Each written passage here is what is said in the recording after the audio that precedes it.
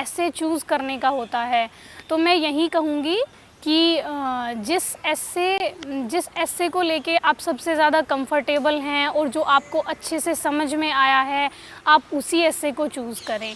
और ऐसे के लिए जो मेरे रिसोर्सेज रहे वो निबंध दृष्टि नाम से एक बुक आती है जो दृष्टि आईएएस की है, आप वो देख सकते हैं। और एक बुक निशांत जैन सर की है जिसमें उन्होंने टॉपर्स के कुछ ऐसे मतलब इंक्लूड किए हैं, तो वो भी आप देख सकते हैं एक बार मतलब आइडिया लेने के लिए। अदरवाइज़ ऐसे में आपको अपने ही थॉट्स रिप्रेजेंट करने होते हैं।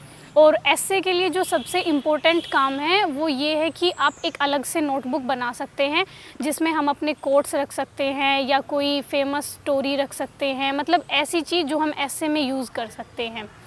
और ऐसे में आप जो इम्पोर्टेंट कीवर्ड्स हैं उनको अंडरलाइन कीजिएगा। कोशिश करिए कि ब्लैक पेन यूज़ हो जाए जहां हम कोट्स यूज़ कर रहे हैं या कोई इम्पोर्टेंट बात, कोई डाटा, कोई फैक्ट या कोई रिपोर्ट यूज़ कर रहे हैं। तो ऐसे के बारे में यही सब कुछ। उसके बाद GS1, GS के पहले पेपर में देखिए उसका थोड़ा वास्ट सिलेबस होता है, उसमें हमें हिस्ट्री भी पढ़नी होती है, ज्योग्राफी भी पढ़नी होती है, सोसाइटी भी पढ़नी होती है।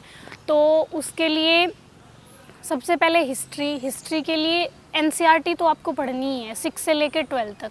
आप ओल्ड भी पढ़ सकते हैं, न्यू भी पढ़ सकते हैं, लेकिन मैंने ओल्ड NCERT पढ़ी थी। तो हिस्ट्री के लिए सबसे पहले ओल्ड NCERT 6 से लेकर 12 तक। उसके बाद आप स्पेक्ट्रम पढ़ेंगे, मतलब स्पेक्ट्रम ऐसी है जो प्रीलिम्स में भी आपको हेल्प करेगी और मेंस में भी आपको हेल्प करेगी, तो स्पेक्ट्रम मस्ट है। उसके बाद आप बिपिन चंद्र पढ़ सकते हैं, मतलब मैंने जो बिपिन चंद्र की बुक थी स्वतंत्रता संग्राम, ये वाली पढ़ी थी। तो आप स्पेक्ट्रम पढ़िए, बिपिन चंद्र पढ़िए, उससे मतलब वो मोर देन इनफ है आपके लिए। और उसके बाद ज्योग्राफी के लिए जो सबसे इम्पोर्टेंट बुक्स हैं वो NCERT है, स्पेशली जो 11th क्लास की NCERT है, वहाँ से लगभग डायरेक्टली क्वेश्चन पूछे जाते हैं।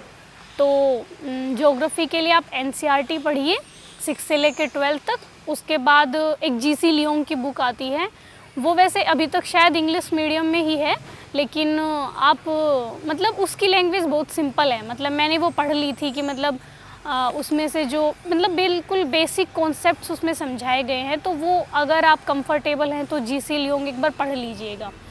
और माजिद हुसैन जो सर की जो बुक है वो बहुत लेंदी है थोड़ी सी, तो उसमें से जो सेलेक्टेड टॉपिक्स हैं, मतलब जो मिनरल्स के बारे में हैं या मतलब उसमें से सेलेक्टेड पढ़ना है बस माजिद हुसैन में से।